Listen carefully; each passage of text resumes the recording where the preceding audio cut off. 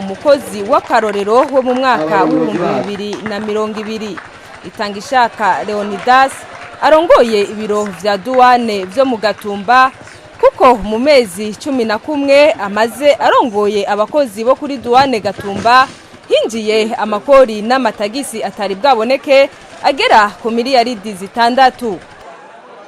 Leonidas Itangishaka n'umushefu d'equipe kuri poste ya douane yo mu Gatumba.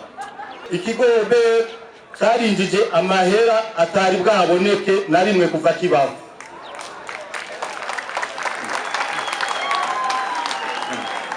Hinjiye imiliyaride zirenga 6. Mu kwezi kw'icenda kw'ibihumbi 2020 hatojwe imiliyoni 580 hari hategekanijwe kwinjira imiliyoni 164.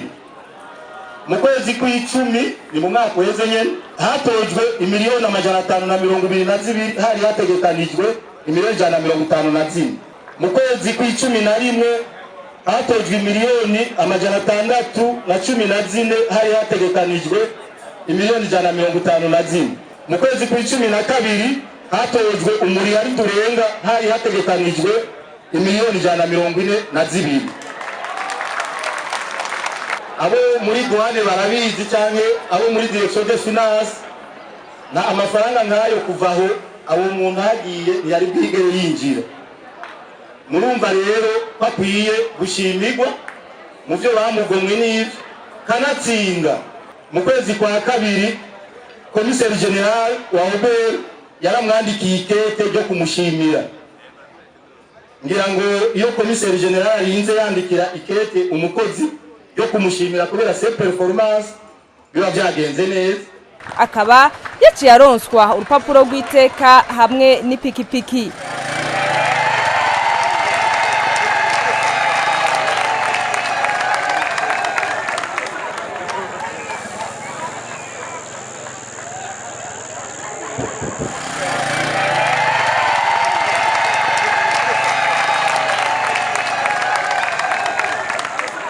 Abandi baronkejwe ubushimwe n'abakozi 4 batowe mu bisata bikuru byo mu kigo BR.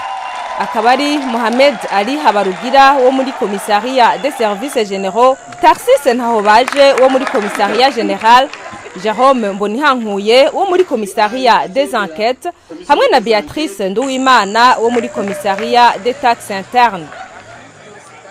Bakaba baronkejwe ubushimwe bugizwe n'amatelefone. Leonidas Itangishaka umukozi w'akarorero wo mu mwaka w'ibihumbi 2020 mu kigo BR akaba yarashimiye abamurongoye ko bamwumvirije igihe cyose bikenewe eka ndetse nabo bakorana kumwete n'ubwira bakoranye.